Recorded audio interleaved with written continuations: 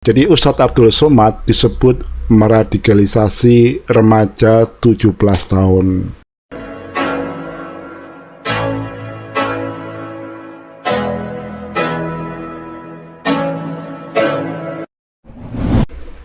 Oke, bertemu lagi di channel saya Sigitbud. Kali ini saya akan kembali membahas berita-berita yang saat ini menjadi perbincangan di masyarakat. Ya, kali ini saya akan kembali membahas tentang kasus Abdul Somad yang kemarin ditolak oleh pemerintah Singapura. Nah, beberapa waktu lalu Menteri Dalam Negeri Singapura kembali membuat pernyataan di media massa.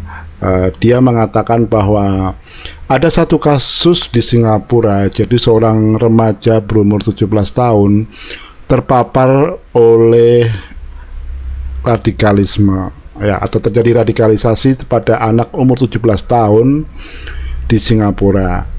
Tapi kita nggak tahu apakah itu hanya satu kasus atau memang ada kasus-kasus lain. Tapi setidaknya dari pernyataan itu kita terlihat bahwa Menteri Dalam Negeri Singapura hanya memaparkan satu kasus. Nah, berikut ini adalah cuplikan beritanya ya.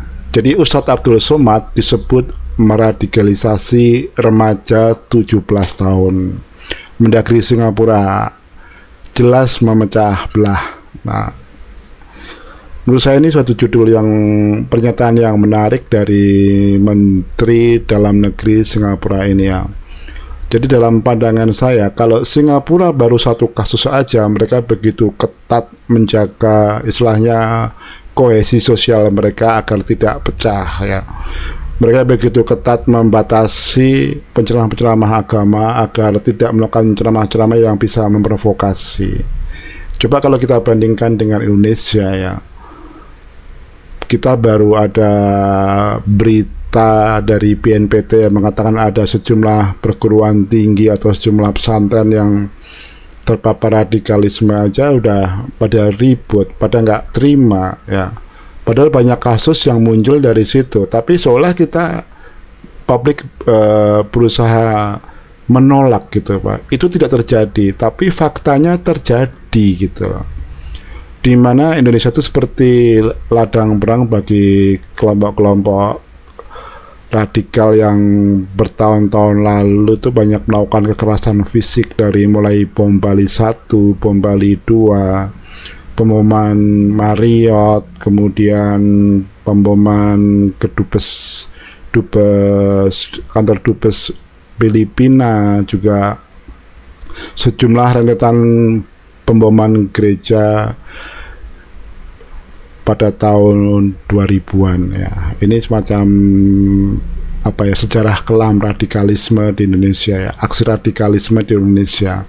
Nah, seolah kita berusaha melupakan itu, dan begitu ketika Somad dilarang ke Singapura karena mereka punya alasan Somad itu menyebarkan nilai-nilai radikal agama, mereka seolah nggak mau terima.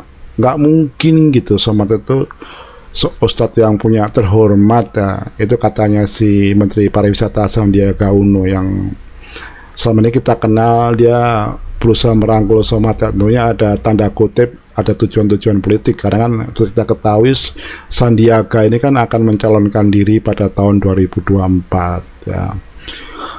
Jadi selama Somad ditolak jadi setelah kasus Somad ini muncul berbagai reaksi, bahkan seorang musisi itu mengatakan bahwa sebaiknya memboikot Singapura. Bahkan ada yang menyerukan agar memboikot perusahaan-perusahaan Singapura.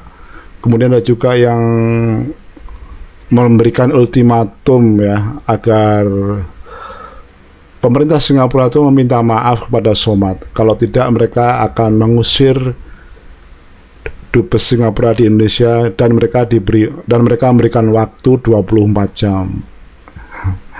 Saya pikir ini reaksi yang berlebihan ya terhadap Somad ya.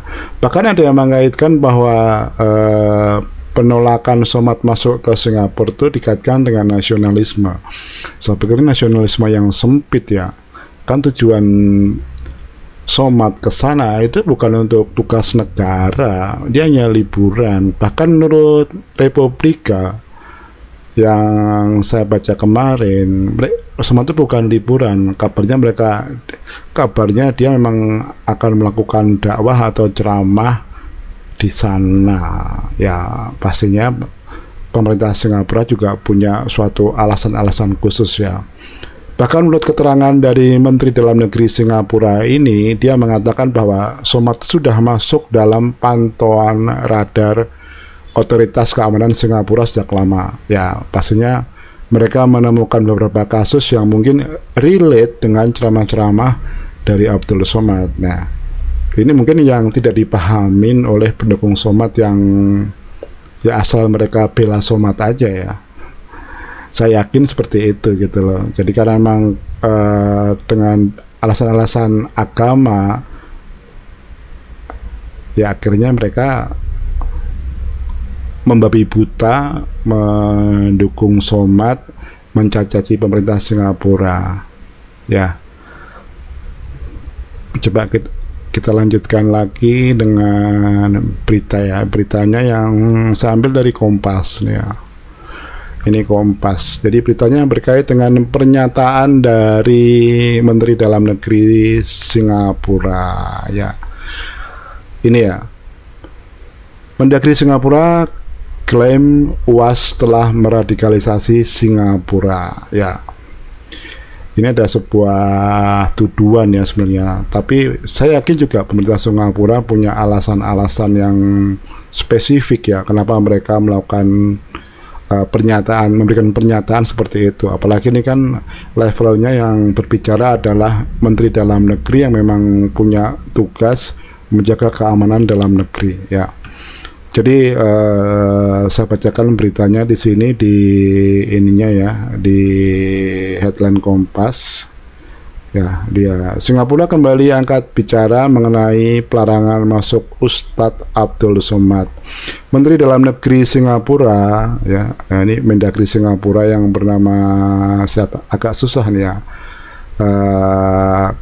Kasanmugam pada Senin 23 Mei 2002 siang menyatakan ini UAS atau Ustadz Abdul Somad itu sudah masuk dalam radar pemerintah otoritas Singapura. Jadi yang seperti saya ungkapkan di depan tadi ya.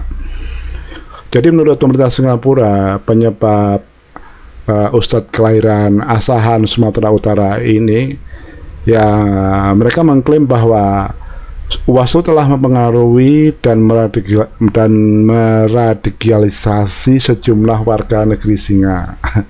Kepleset. Ya, ini sebenarnya alasan yang masuk akal sebenarnya, karena kalau kita amati ceramah-ceramah UAS di Indonesia aja, di dalam negeri aja sering menimbulkan sakit hati kelompok agama dan Muslim ya. Walaupun dia selalu mengklaim bahwa itu dia lakukan di dalam masjid atau di ruang tertutup ataupun menjawab pertanyaan dari jemaahnya, tapi faktanya kan isi ceramahnya itu telah menyenggol, menyentil, menjelekkan, merendahkan ajaran agama lain.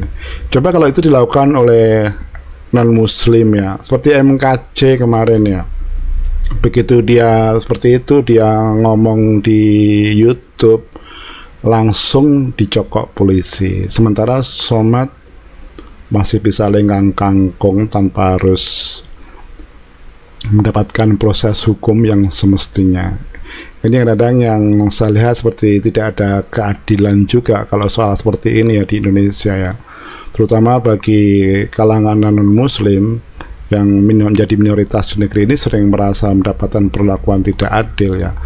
Ya, sebagai bukti dalam kasus-kasus penistaan agama yang sudah dilaporkan, yang menjadi terhukum itu kebanyakan dari non-muslim, bukan dari kalangan muslim, yang kalau kita pikirkan secara kuantitas jumlah muslim itu lebih besar dari non-muslim, tapi kenapa tersangkanya itu lebih besar atau lebih cepat diproses kalau tersangkanya adalah dari non-muslim ya.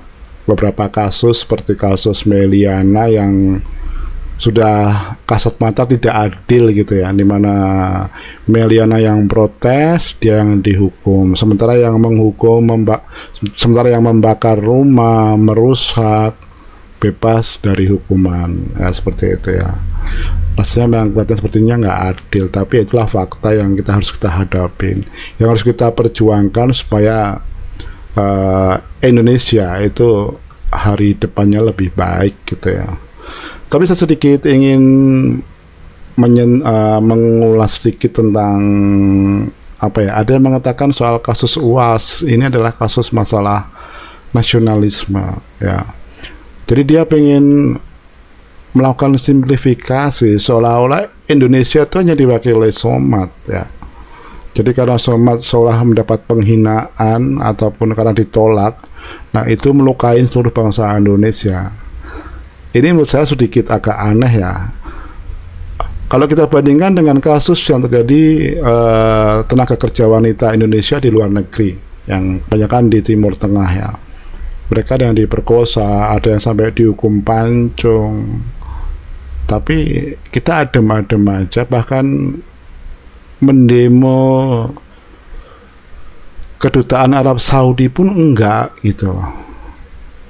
Bahkan selama ini pemuka-pemuka agama yang rajin mengkritik pemerintah itu pun juga sunyi pembelaan mereka ya.